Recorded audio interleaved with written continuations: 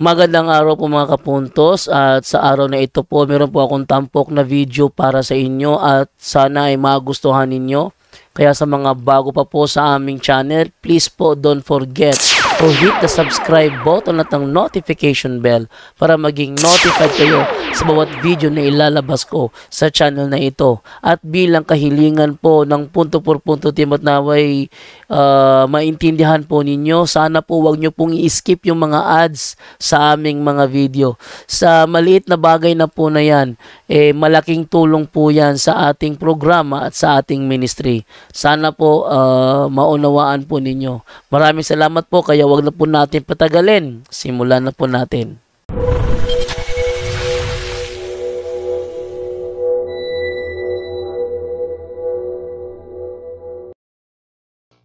Tungkol sa inculturation na ginagawa ni Pope, ng mga Pope, ni Pope John Paul, ni Pope Francis, tulad ng dun sa Panchamama, pati sa pagalik sa Quran ni Pope John Paul, pati yung pagpasok sa mundo ng mga LGBT community ni Pope Francis. Masasabi ba natin yung pagpaintulot ng Diyos ng pagkain ng baboy? Pinintulot niya sa mga hintil, ay inculturation din yun. Yes, kasi ang inculturation kasi from one culture to another culture Kaya nga inculturation, no? Like itong ano natin, may pagkakaiba kasi ang inculturation sa syncretism, no? Dalawang bagay magkaiba yan. Ang inculturation, like halimbawa itong kalendaryo pagan yan. Pangalan ng mga Diyos-Diyosan yan, from Monday to Saturday to Sunday. Pero anong ginawa ng simbahan? Christianize. So that is inculturation. Tama bro, mali? Tama. Inculturation yan. Anong pinakaiba ng syncretism? Syncretism, yung mga paniniwala ng mga pagano, ini-apply mo sa paniniwalang Katoliko. That is syncretism. Pinaghalo mo ang paniniwalang pagano sa paniniwalang Katoliko na hindi naman pinahintulot ng simbahan, hindi ginawang paniniwalang Kristiyano o yung tinawag nating Christianize. Hindi siya never sa Christianize na simbahan. Yun ang syncretism. Yung pagkain ng baboy, hindi, ewan ko kung, parang gano'n na rin inculturation kasi ano yun sa paganong katuruan, Jewish culture na pinahintulot na ng Diyos sa bagong tipan. Pwede na kasi nga, kung babalikan natin ang creation, all things made by God are good. Unang Timoteo 4:4. Kasi pakibasa nga bro Dando, at dapat nga pasisalamatan o tanggapin na may pasasalamat. Pakibasa bro, 1 Timothy 4:4 bro Dando. Ito sinasabi, ang lahat ng nilikha ng Diyos ay mabuti at walang dapat ipalagay na masama.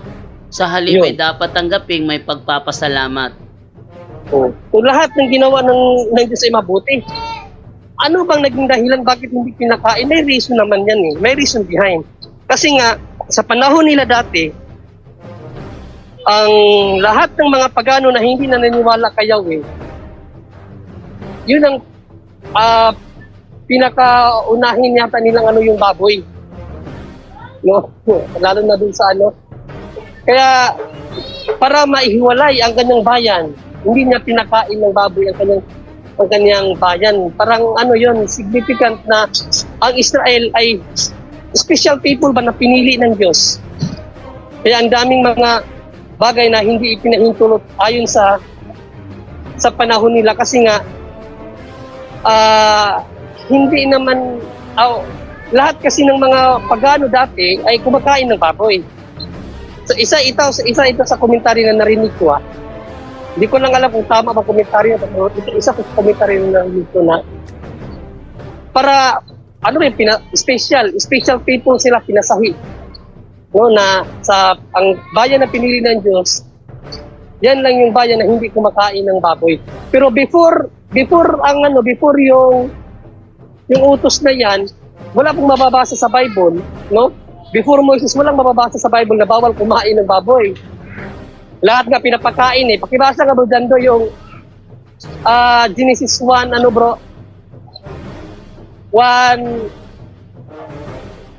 Yung umpisahan mo sa 26 to 28 mo dyan do. Ano yan bro? Saan ako mag-umpisa sa? 26 to 28. Okay. Pagkatapos sinabi ng Diyos, ngayon likayin natin ang tao ayon sa ating larawan. Ayon sa ating wangis, sila ang mamamahala sa mga isda, sa mga ibon sa ipapawid at sa lahat ng hayop. Maging maamo o mailap, malaki o maliit. Nilalang nga ng Diyos ang tao ayon sa kanyang larawan, sila'y kanyang nilalang na isang lalaki at isang babae. At sila'y pinagpala niya, sinabi niya, magpakarami kayo at punuin ninyo ng inyong mga anak ang buong daigdig at kayo ang mamahala nito. Binibigyan ko kayo ng kapangyarihan sa mga isda sa tubig, sa mga ibon sa ipapawid, at sa lahat ng mga hayop na nasa ibabaw ng lupa. Lahat ng mga hayop, pamamahalaan ng tao. Hindi sinabi na maliban sa baboy, huwag mong kainin. Hindi eh. Di ba? Lahat. Ibig sabihin lahat, pamahalaan nyo, anong gusto nyo sa lahat ng mga hayop. Kayong nabahala. Posible naman sila, Adan at Eva yung baboy hindi na nila sinama yun sa gustuhin nilang kainin. Posible yun. No, wala namang ganun mababasa sa Bible. Dumating lang yung utos na yan, doon na sa panahon nila ni Moises, nung tinawag ng ang Israel. At may komentary na nung nandun pa sila sa Ehipto, ang mga Israel kumakain ng baboy yan. Nandun pa sa Ehipto, yung nabilanggo pa sa Ehipto, kumakain sila ng baboy. May nabasa o narinig akong komentary na ganyan. Iniwasan na nila yung pagkain ng baboy nung mayroon ng utos galing kay Yahweh, kapatid. Okay na ba yon, bro? Okay, maraming po sa magandang sagot.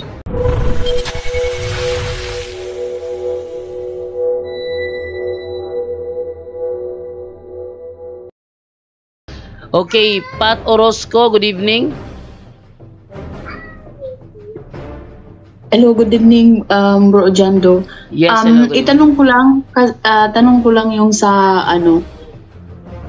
kasi doon sa Ezekiel 18 nakasulat na kung sino ang nagkasala, yun lang ang pananagutin. Pero sa Exodus 25, generation to generation. Generation to generation ang mananagot. Kung baga. Okay, ating ibigay ngayon kay Brother John Ray ang pagsagot. Brother John Ray? Yes, kasi may kategorya ang kasalanan, kapatid. Mayroong yung sa Ezekiel 18:20 hanggang 25, tumutukoy sa personal sin. No? Kaya nga sabi doon sa Ezekiel 18:20, hindi pagbabayaran ng anak ang kasalanan ng ama. Tumutukoy sa personal sin. Halimbawa, may anak ka, yung anak mo nakapatay, hindi man pwede ikaw ang ikulong. Ang ikulong doon, yung anak mo, yun ang tinatawag na personal sin, na siya lang ang pwede magbayad. Pero doon sa Exodo 20:30, anong talata yan? 25:30, di ba? 30. O tumutukoy yung sa generational sin, o yung tinatawag na the damage of sin. No, yung effect of sin ng mga magulang na binasa na natin kaganina, pati ang mga ikaapat na salinlahi magkasuffer. Pakibasa ulit dyan yung Exodo 25 dyan do. Chapter 20 verse 5. Okay, chapter 20 verse 5, ito sinasabi. Huwag mo silang yuyukuran ni sasambahin sapagkat akong si Yahweh na inyong Diyos ay mapanubuguing Diyos. Ang kasalanan ng mga magulang ay sinisingi ko sa kanilang mga anak hanggang sa ikatlo at ikaapat na salinlahi. Yan po yung generational sin na pati yung mga kaapu-apuhan ay mag-suffer doon sa kasalanan na nagawa ng mga magulang. Tandaan po natin na ang expulsion of sin, nag-umpisa po yan doon sa kina Adan at Eva. Sila lang ang nakasala, pero hanggang ngayon, nasasuffer tayo sa kasalanan na iyon. Yan po ang Panaghoy 2:7 po dyan do. Ano yan bro? Panaghoy? 27. Panaghoy 27. Okay. Sabi sa Panaghoy 27, itinakwil ni Yahweh ang kanyang altar, kinalikuran ng kanyang templo, ipinagiba niya sa mga kaaway ang mga pader nito. 5-7 plus 5-7. 5-7. Nagkasala nga ang aming mga ninuno at dahil sa kanila kami ay nagdurusa. Yun yung effect of sin na ginawa ng ating mga magulang o mga kaninunuan kapatid na tayo po ang nagdurusa. So iba po yung sinabi doon, iba ang konteksto ng Exodo doon kay Ezekiel. Yung kay Ezekiel, personal sin. Yung sa Exodo naman, yun po yung generational sin na pati tayo magsasakit sa kasalanan ng ating mga magulang. Okay. Pangalawang tanong, thank you bro, John Ray. May pamangkin ako na 5 years old, pero sa ulado na niya yung mga prayer protection, pero sa tuwing pinipray niya na may mangyayari sa kanya na madudulas, mahuhulog, yung ganun, kaya pinapatigil siya sa pag pray noon. Yung kagaya nung St. Michael prayer. Sa tuwing inano niya yun, nire-recite o pinipray tuwing gabi, may nangyayari sa kanya. Dapat ba siyang mag-pray or spiritual yan budanda, pagkatata siguro budanda. Okay, ano yung tanong niya? Ang tanong niya, di kasi ako nag-ano. Ano yung tanong niya, bro? Spiritual? Kay Bro Tata siguro, spiritual warfare. Wala si Brad Tata. Umalis si Brad Tata. Nawala siguro internet. Okay. Na lang.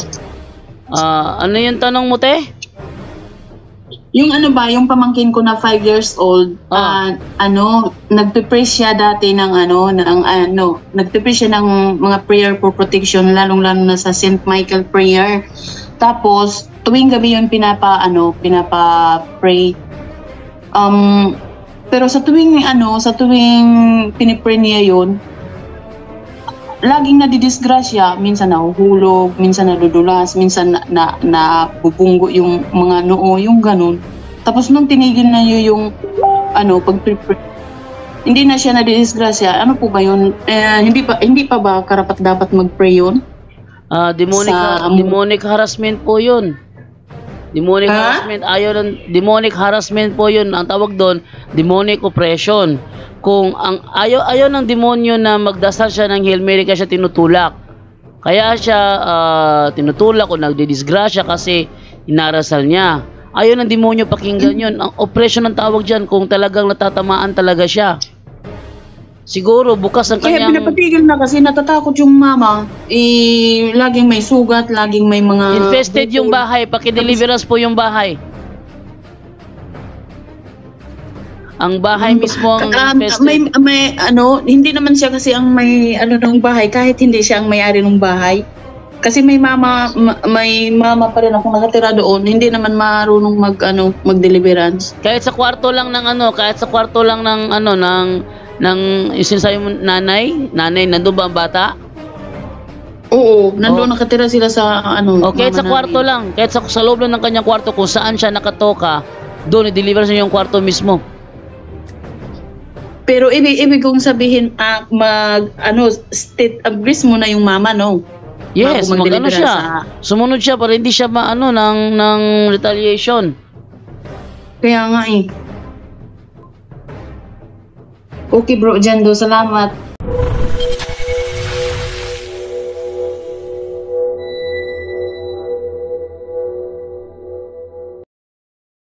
Okay, dito tayo kay Ronald Tampos, ang huling magtatanong ngayong gabing ito.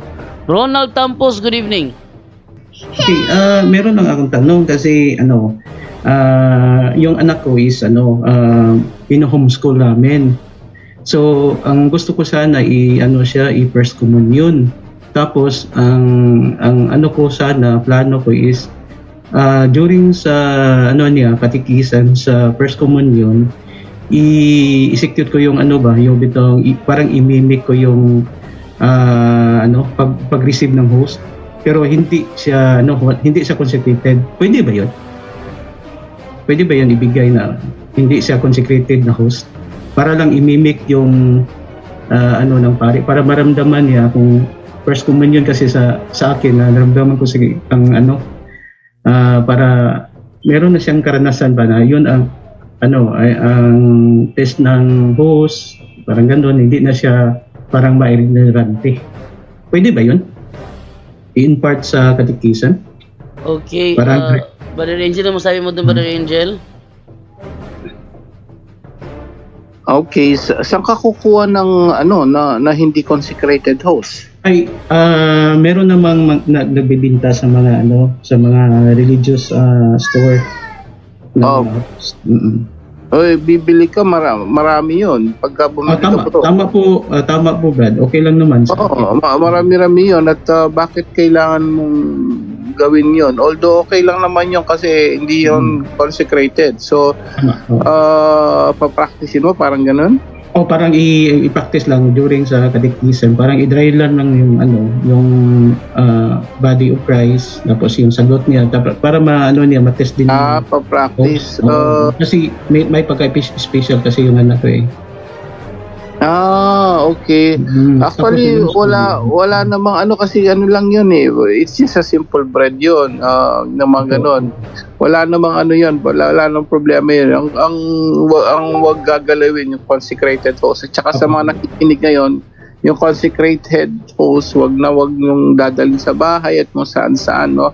Mayroon siyang destination talaga, nasa tabernacle lang talaga yan. So, very holy yan. Yung ano, wala pong problema yun. Tinapay ordinaryo yun hanggat hindi ba na-consecrate. Mayroon nga ako dun sa ano sa Catholic store, Catholic Trade, sa may Tayuman. Yung Catholic Trade, bumibili nga ako doon nung bumibili ako ng gamit para sa lay minister ko. Meron silang binebentang ostia na ostia na bread na may halong matamis. Binibenta nila yon at bumibili ako, sarap. Hindi siya, pero siyempre hindi naman consecrated yun. Wala pong problema yun, kapatid, kung gusto mo siyang i-practice, lalo na special pala. At hindi naman consecrated, okay lang naman po yung kapatid. Ay, salamat po mga brothers. Dahil po ng Diyos.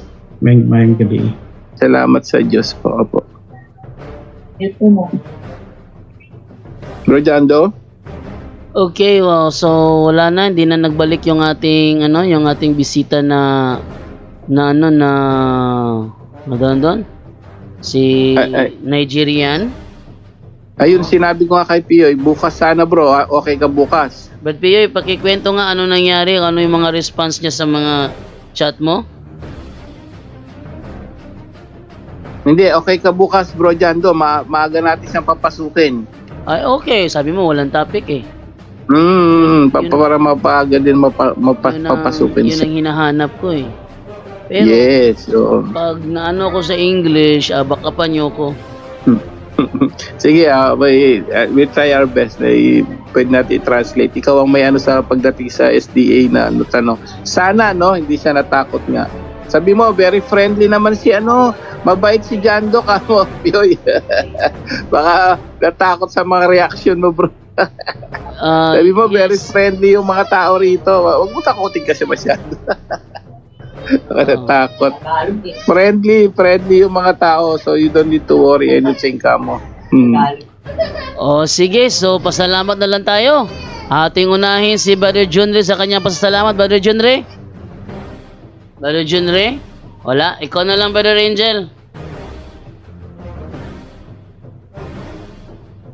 Yes, muli sa Diyos ang lahat ng kapurihan at pasasalamat, salamat sa Diyos at yun nga, marami naman po tayong natutunan ngayong gabing ito. Sana po don't forget na i-share niyo po ito, marami pa tayong ililigtas. Sabi ni Ate Panginoon Kristo, marami pang kukunti manggagawa, ang daming aanihin. So please i-share niyo ito kapag nag-share kayo, napakalaki na subscriber natin, 168k na, so pero marami pa yan.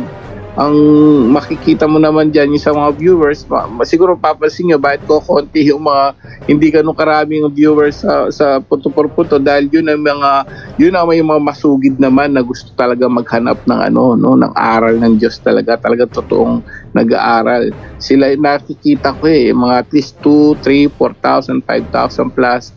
Sila talaga yung mga talaga masugid na gustong matuto. So kahit nga isa lang sabi ni Jesus, di ba? Isa lang makasalanang maibalik natin sa Kanya, laksalak sa anghel. Kasi talaga totoo, konti maliligtas. Kaya kayo iba, bakit parang hindi ganun karami yung Yes, kasi yung mga nakasala na yan yung mga talagang gustong makinig sa salita ng Diyos at maligtas. Nandun yun, kaya hindi ganun karami kasi kokonti nga maliligtas, no? So normal po yun, no? Pag hindi ganun karami yung viewers nakikita nyo, that's normal. Sila po yung talagang masugid na nag-aaral at yun ang purpose din namin, para sa kanila yon, para sa inyo yan, lahat ng masugid na supporters, kahit ilang libo-libo pa lang kayo, no? Hindi ganun karami, okay lang po sa amin dahil yun naman ang purpose natin, magligtas tayo. Kaya pag isinyer nyo to, malay mo, makatsyempo ka uli ng isang tao din na gustong maligtas at matuto, no? So muli, bago tayo matulog at magtrabaho, saan man kayo na sulok ng mundo ngayon na naroroon, paalala ng Ebanghelyo, no? Ang pangalang Jesus, no? Dakilang pangalan. Kapag may problema ka man, kung ano man ang pinagdadaanan mo, banggitin mo lang si Jesus. Sabihin mo, Jesus, iligtas mo ako. Very powerful name, kapatid, no? At kung ano man yan, in Jesus name, no? Doon po maliligtas ka. Yun lang po, naway marami tayong natutunan ngayong gabing ito. To God be the glory. Salamat po. Back to you, Bro Jando. Good night, everyone.